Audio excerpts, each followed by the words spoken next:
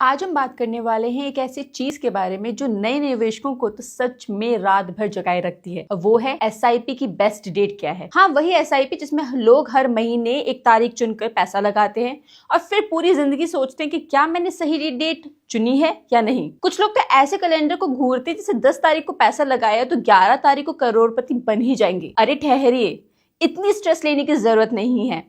आज जानते हैं कि एसआईपी के लिए बेस्ट डेट क्या है। मैं प्रियंका कुमारी, आप देख रहे हैं इकोनॉमिक टाइम्स हिंदी। देखिए, एसआईपी का कॉन्सेप्ट बड़ा आसान है। हर महीने एक तय तारीख को आपके बैंक से पैसे कटकर आपके म्यूचुअल फंड में चले जाते हैं। अब कई लोग इस चीज में बहुत कंफ्यूज हो जाते हैं कि किस दिन यूनिट ज्यादा मिलेगी, किस दिन यूनिट कम मिलेगी और किस दिन एसआईपी करने से पैसा जादू की तरह बढ़ जाएगा। लेकिन असली बात क्या है, यही जानते हैं। कई रिसर्च और स्टडीज ने साफ बता दिया है कि चाहे आप 1, 10 या 25 तारीख को एसआईपी करें, लॉन्ग टर्म में रिटर्न लगभग एक जैसा ही रहता है। इतना छोटा कि अगर आपकी 20 साल के एसआईपी में 90 लाख रुपए बनते हैं तो दिन बदलने से शायद कुछ हजार रुपए का फर्क पड़ेगा बस। मतलब एसआईपी की तारीख बदलने से आपकी किस्मत नहीं बदलती। पहले जो आप रोज रोज मोबाइल में यूनिट चेक कर रहे हैं वो भी छोड़ दीजिए। अब आप सोच रहे होंगे कि अगर रिटर्न पर फर्क नहीं पड़ता है तो तारीख की क्या जरूरत है। देखिए, फर्क रिटर्न में कम, आपकी सुविधा में ज्यादा पड़ता है। इसीलिए फाइनेंशियल प्लानर भी कहते हैं कि एसआईपी की तारीख वो रखिए जब आप पैसे आपके अकाउंट में पक्के पड़े हों, जैसे 1, 5 या 7। क्यों?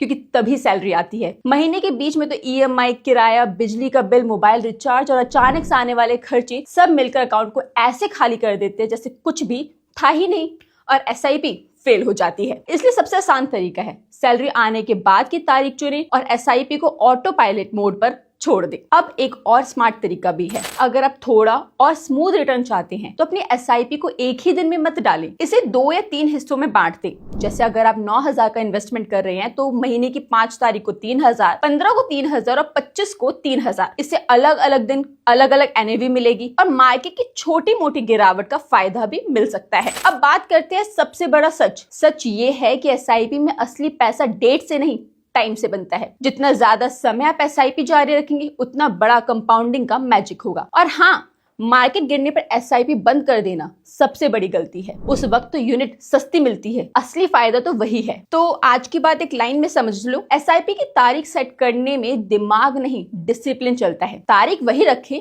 जो आपकी लाइफ को आसान बनाए, चाहे वो 2, 3 तारीख रखकर एसआईपी करे। सबसे जरूरी बात है कि एसआईपी छोड़े नहीं। अच्छा फंड चुने, लंबा सफर तय करे और बिना डरे मार्केट में बने।